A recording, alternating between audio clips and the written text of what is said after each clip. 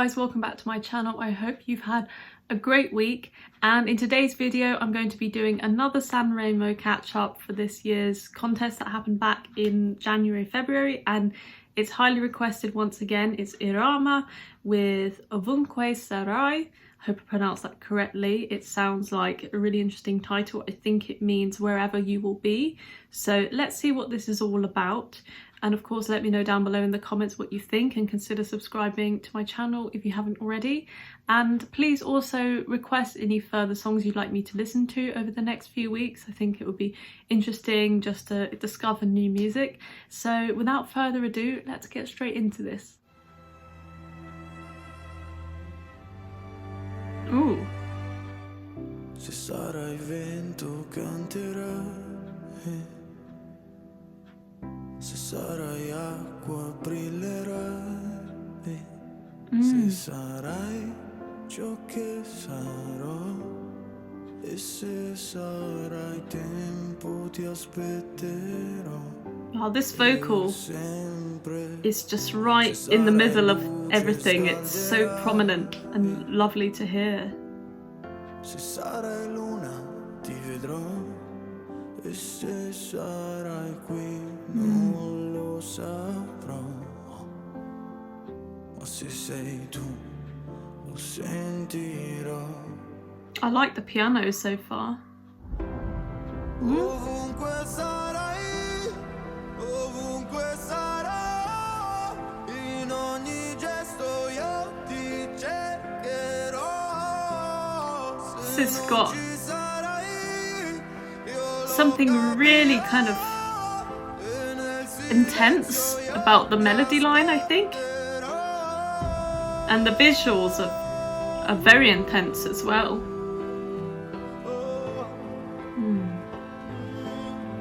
Okay, so I'll interject briefly here. So what I think I've been really impressed about so far with this has to be just the instrumentation, firstly. I think what's really special is the way that there's quite a minimalistic approach in terms of the way they've written this, with just a piano and a string section. It's all quite poignant in that sense, because they've used the specific timbres from those strings to make it a very rich and thick and luscious sound right at the beginning.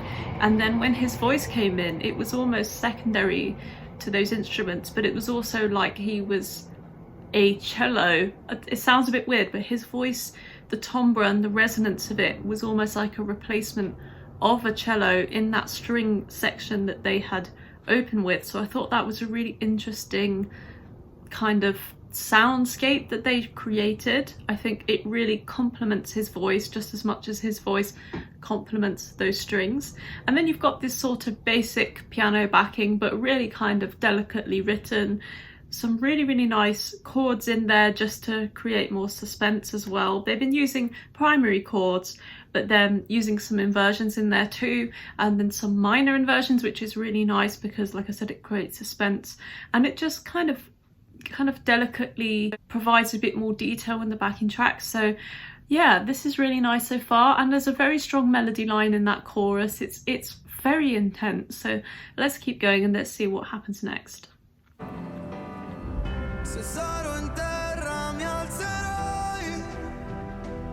Ooh. We're getting a bit more drive with those strings. Oof.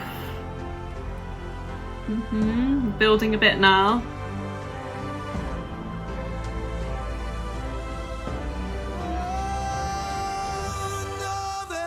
Ooh. That is a nice kind of break in the instrumentation as well. Very punchy.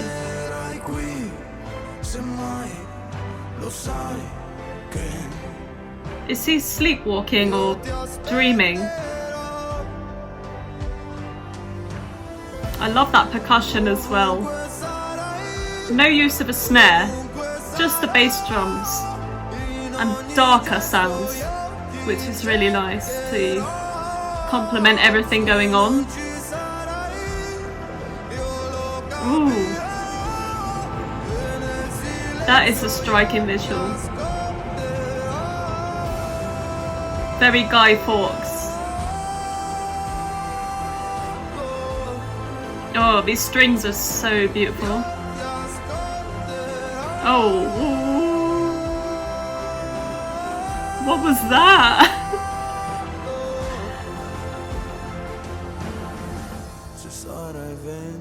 It's my sleep paralysis demon, am I right? That's terrifying. What was that? Okay, but besides that interesting visual right at the end, I think everything about that was just so well designed. I think just they wanted to go for that kind of basic sound, nothing kind of overproduced, no ridiculous levels of synths or fake instruments. What they did is they stuck to the basics. They just had a string quartet, the vocals, a piano, and some very stripped back percussion that was not making use of snare drums or anything like that, because I think they wanted more of a kind of military drum sound, if that makes sense. That's what I like about this, and also that kind of voice, the vocal effect, and the way that the voice was written into that and produced was very much like it was one with the instruments. And that's what I love when a song surprises you in that way, because most music that a lot of you guys will listen to will be the top layer, which is like the vocal and the lyrics, and then the bottom layer, which is everything else, you know, the drums, the bass, the piano.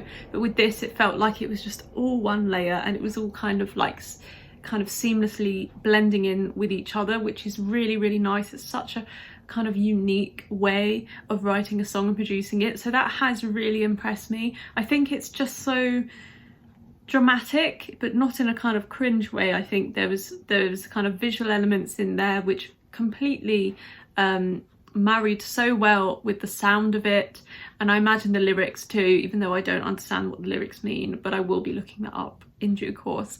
So yeah, thank you for recommending this one to me. That was so beautifully performed, written, such an interesting approach. So yeah, please let me know down below, of course, what you guys think, and stay tuned for more content coming soon, and I will see you soon. Bye.